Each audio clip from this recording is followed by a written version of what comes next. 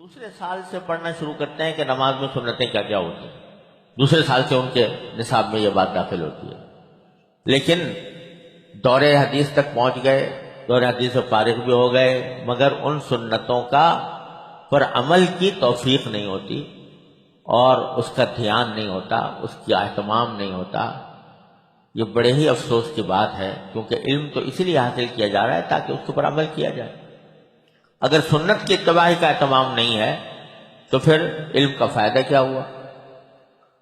اس لیے اس بات کا ہر بندے کو، چاہے وہ طالب علم ہو، عالم ہو، استاد ہو، شاگرد ہو یا عام آدمی ہو، عام مسلمان ہو، ہر ایک کو ان سنتوں کی معرفت حاصل کرنی چاہیے اور اس کے مطابق اپنی نماز کو بنانا چاہیے. یہ پہلا قدم ہے خشوع حاصل کرنے کی طرف. اسی میں یہ بات بھی داخل ہے کہ اعضاء جب نماز میں ہو تو اعضاء میں حرکت نہ ہو. جتنا آدمی بے حرکت کھڑا ہوگا اتنا ہی خشوع حاصل ہوگا. وقوموا للہ قانتین، قرآن کریم فرماتا ہے کہ اللہ کے سامنے جب کھڑے ہو تو قانت بن کر کھڑے ہو. قانت کی تشریح فقہاء کرام نے یہی کی ہے کہ حرکت نہ ہو. اب بلا وجہ بعض اوقات کسی خاص عذر کے بغیر لوگ ہاتھ ہلا رہے ہیں، کھجا رہے ہیں، حالانکہ اتنی کوئی کھجلی شدید نہیں ہے کہ فوراً ہی کھجانے کی ضرورت ہو. یہ سب لاپرواہی ہے جس کے نتیجے میں آدمی سنت کی برکات سے بھی محروم ہو رہا ہے، خشوع سے بھی محروم ہو رہا ہے. یا کھڑے کھڑے آدمی ہلنا شروع کر دیتے ہیں یا ہاتھ پاؤں ہلانا شروع کر دیتے ہیں. یہ ساری باتیں جو ہیں یہ سنت کے بھی خلاف اور خشوع کو فوت کرنے والی ہیں، جن کے نتیجے میں آدمی خشوع سے محروم ہو جاتا ہے. تو خشوع کا پہلا قدم، جس کو خضوع بھی کہتے ہیں ضاد سے، وہ یہ ہے کہ اعضاء نماز کے اندر سنت کی حیات پر رہیں اور ان میں حرکت نہ ہو. وہی حرکت ہو جو نماز کی حرکت. نماز کے علاوہ جو دوسری حرکات ہیں ان سے آدمی اپنے آپ کو بچائے. یہ پہلا قدم ہے اور کر کے دیکھ لے آدمی کہ اس کا اہتمام کرنے سے خشوع کتنا حاصل ہوتا ہے اور اس سے لاپرواہی برتنے سے خشوع کس طرح فوت ہوتا ہے. اسی طرح بلکہ علماء کرام نے یہ بھی فرمایا ہے تجربہ کرنے کے بعد کہ یہ خشوع کا آغاز ہوتا ہے در حقیقت وضو سے، کہ جب وضو کر رہا ہے آدمی تو اس وقت بھی کہا گیا ہے کہ دنیا کی باتیں نہ کرو، بلکہ وضو کی طرف متوجہ ہو کر وضو کرو. اعضاء صحیح طریقے سے دھو. اعضاء کو دھوتے وقت اللہ تبارک و تعالی کہ نے جو اجر رکھا ہے اعضاء کے دھونے پر، وضو کے اوپر، اس کا دھیان کرو. مثلا حدیث میں آتا ہے کہ جب بندہ جو کوئی عضو دھوتا ہے وضو کے اندر، تو ہر عضو کے دھونے پر اس عضو کے گناہ جھڑتے ہیں، گناہ دھلتے ہیں. تو بزرگوں نے فرمایا کہ جب آدمی وضو کر رہا ہو تو جو عضو بھی دھو رہا ہو اس کے دھوتے وقت یہ تصور میں لائے کہ نبی کریم صلی اللہ علیہ وسلم نے فرمایا کہ جب آدمی ہاتھ دھوتا ہے تو ہاتھ سے کے گناہ جھڑتے ہیں، جب منہ دھوتا ہے تو منہ کے گناہ جھڑتے ہیں. تو میرے گناہ انشاءاللہ جھڑ رہے ہیں. یہ تصور کرو. اس تصور کے ساتھ جب وضو کیا جائے گا تو اس کے اندر جو نور پیدا ہوگا، اس سے جو کیفیات پیدا ہوں گی، انشاءاللہ وہ آگے نماز کے خشوع کے اندر مددگار ہوگی. اور وضو کے اندر مسنون دعائیں پڑھے آدمی، جو مسنون نبی کریم صلی اللہ علیہ وسلم سے معصور دعا ہے وہ ہے اللہم اغفر لی ذنبی ووسع لی فی داری وبارک لی فی رزقی. تو دعا یہ پڑھتا رہے. اور اشہد ان لا الہ الا اللہ واشہد ان محمدا عبدہ ورسولہ، یہ نبی کریم صلی اللہ علیہ وسلم سے معصور ہیں یہ دعائیں. اور بعض علماء کرام نے کچھ اور دعائیں بھی بتائی ہیں کہ ہاتھ دھوتے وقت یہ پڑھے اور پاؤں دھوتے وقت یہ پڑھے اور چہرہ دھوتے وقت یہ پڑھے. وہ اگرچہ ان مواقع پر مسنون نہیں ہیں لیکن ہیں وہ سب نبی کریم صلی اللہ علیہ وسلم کی مانگی ہوئی دعائیں. ان کو یاد کر لے، ان کو کرے. غرض وضو سے خشوع کا آغاز ہو کہ آدمی سنت کے مطابق وضو کرے اور سنت کے مطابق وضو کی طرف متوجہ ہو۔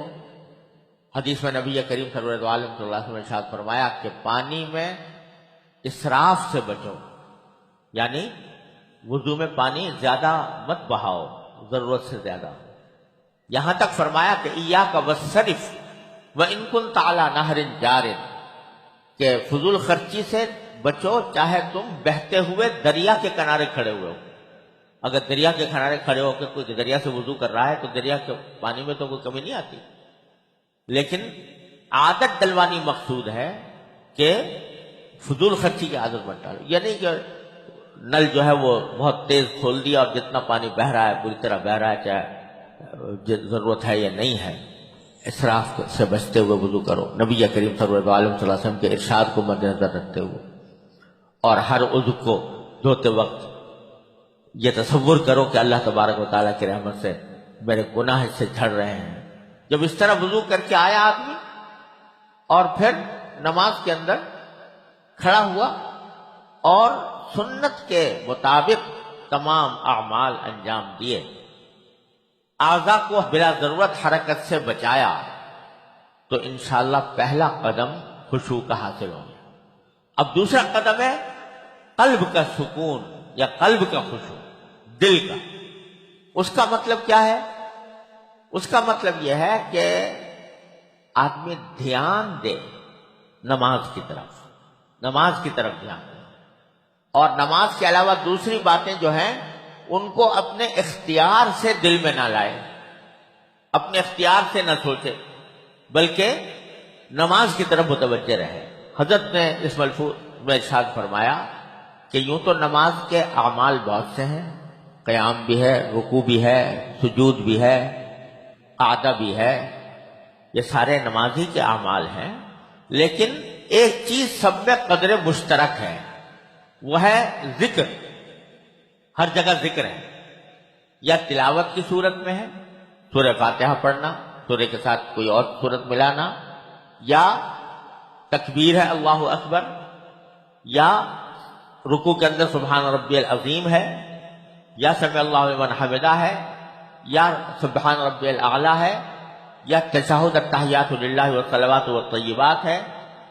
یہ سب ذکر اللہ ہے، اللہ کا ذکر ہے۔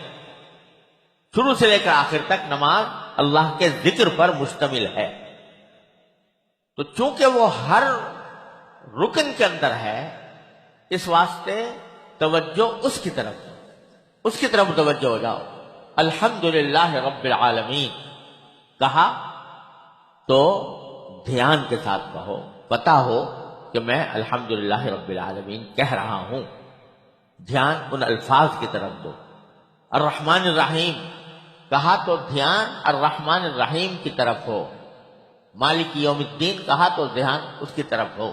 بلکہ ایک اور بات کا بھی اگر دھیان پیدا کر لو، جس کی طرف نبی کریم سرور عالم صلی اللہ علیہ وسلم نے ایک حدیث میں توجہ دلائی کہ آپ نے فرمایا کہ جب بندہ نماز کے اندر کہتا ہے کہ الحمدللہ رب العالمین، تو اللہ تبارک و تعالیٰ فرماتے ہیں حمدنی عبدی، میرے بندے نے میری تعریف کی ہے۔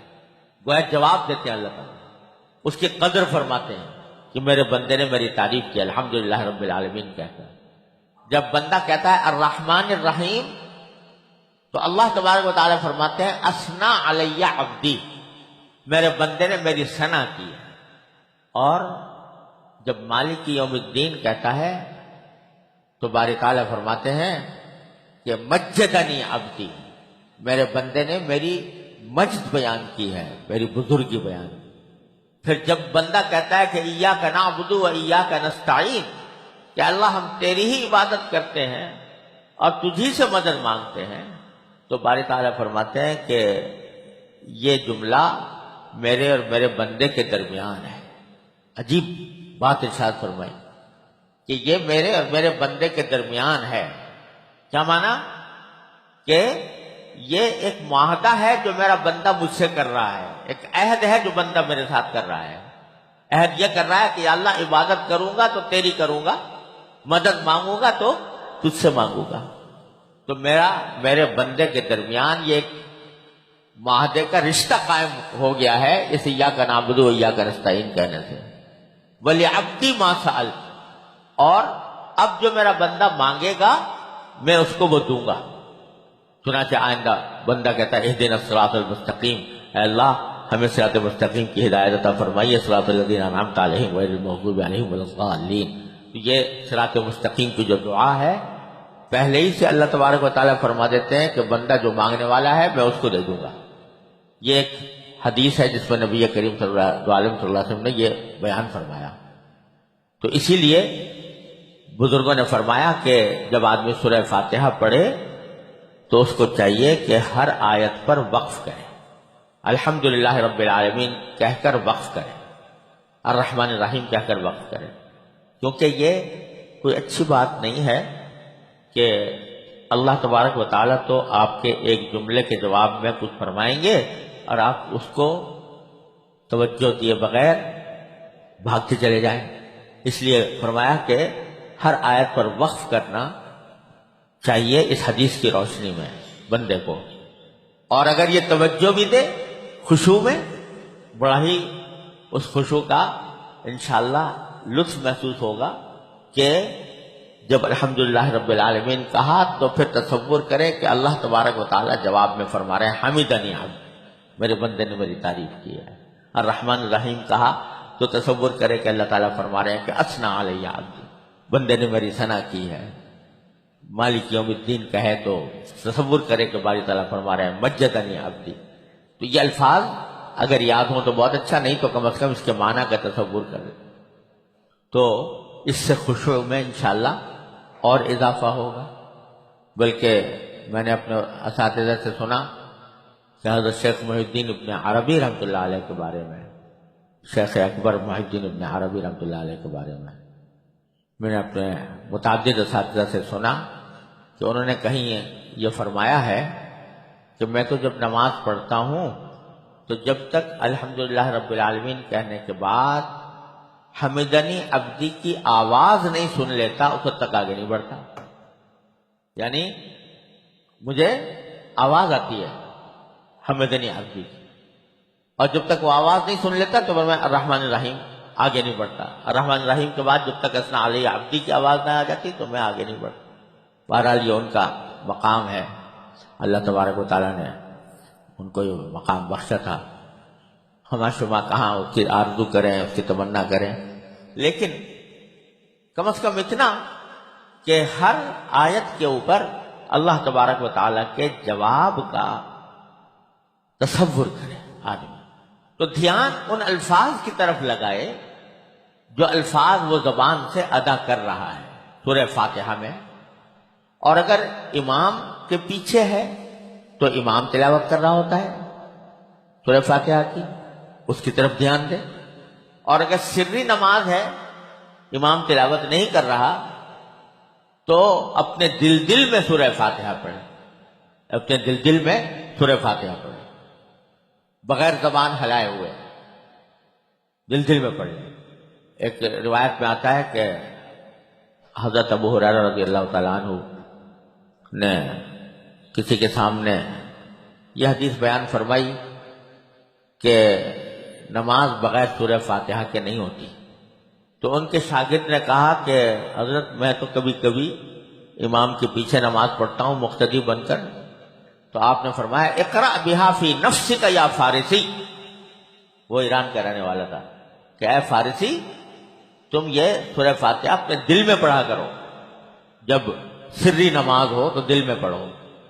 امام زبان سے پڑھ رہا ہوگا تم دل سے اس کو دہراؤ اور اسی کیفیت کے ساتھ دہراؤ جس کیفیت کے ساتھ عرض کیا کہ ہر آیت کے اوپر رک کر اللہ تبارک و تعالیٰ کے جواب کا تصور کرو. تو غرض ذہن لگاؤ ان الفاظ کی طرف جو زبان سے ادا کر رہے ہیں.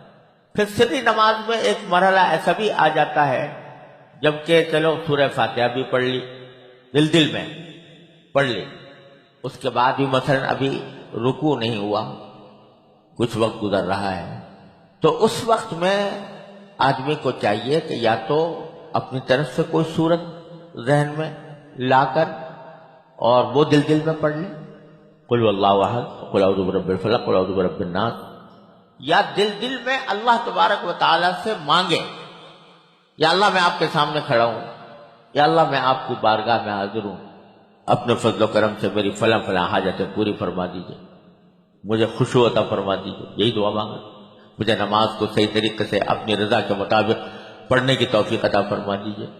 غرض اپنے دل کو لگاؤ اللہ تبارک و تعالیٰ سے کچھ مانگنے کی طرف۔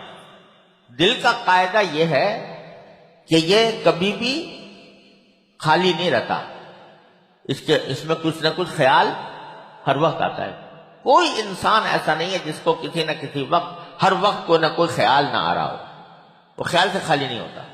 اگر تم اس کو اللہ تبارک و تعالیٰ کے ذکر سے آباد کر دو گے، اللہ تعالیٰ کی یاد سے آباد کر دو گے، دعاؤں سے آباد کر دو گے، تو پھر وہ دوسرے خیالات نہیں آئیں گے۔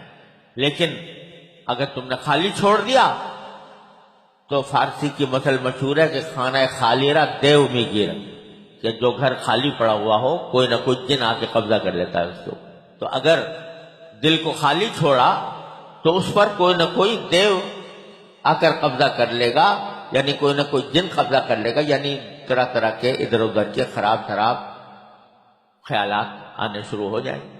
اپنی طرف سے یہ کوشش کرو، رکوع میں گئے تو سبحان ربی العظیم کہہ رہے ہو تو دھیان دے کر کہو، سبحان ربی العظیم، سبحان ربی العظیم جب کہہ رہے ہو تو دھیان دے کر کہو، میں اپنے پروردگار عظیم کی پاکی بیان کر رہا ہوں، تسبیح کر رہا ہوں۔ سجدے میں جاؤ تو سبحان ربی الاعلی دھیان سے کہو، دل اور خیال کو اس کی طرف لگاؤ۔ جب التحیات میں بیٹھے تو یہ زبان سے کہا التحیات للہ والصلوات والطیبات، تو دھیان سے کہو۔ در حقیقت یہ اللہ تبارک و تعالیٰ کی بارگاہ میں ایک اللہ تبارک و تعالیٰ کی تحمید و تقدیس کا ایک طریقہ ہے جو اللہ تبارک و تعالیٰ نے اپنے نبی کریم صلی اللہ علیہ وسلم کے ذریعے ہمیں سکھایا کہ جب تم ہماری بارگاہ میں بیٹھے ہو تو یہ کہو التحیات للہ والصلوات والطیبات۔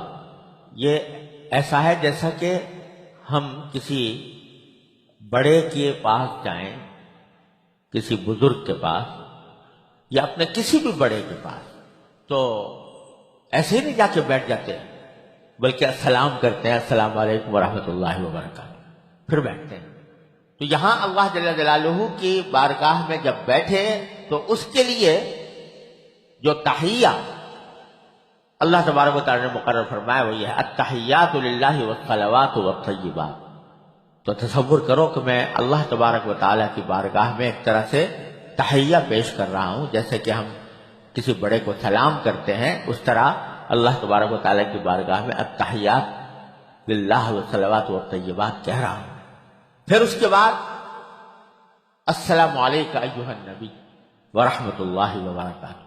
تو یہ خطاب ہے نبی کریم سرور دو عالم صلی اللہ علیہ وسلم سے، اور علماء کرام نے فرمایا کہ یہاں پر آدمی کو تصور کرنا چاہیے کہ نبی کریم سرور دو عالم صلی اللہ علیہ وسلم کو میں سلام کر رہا ہوں۔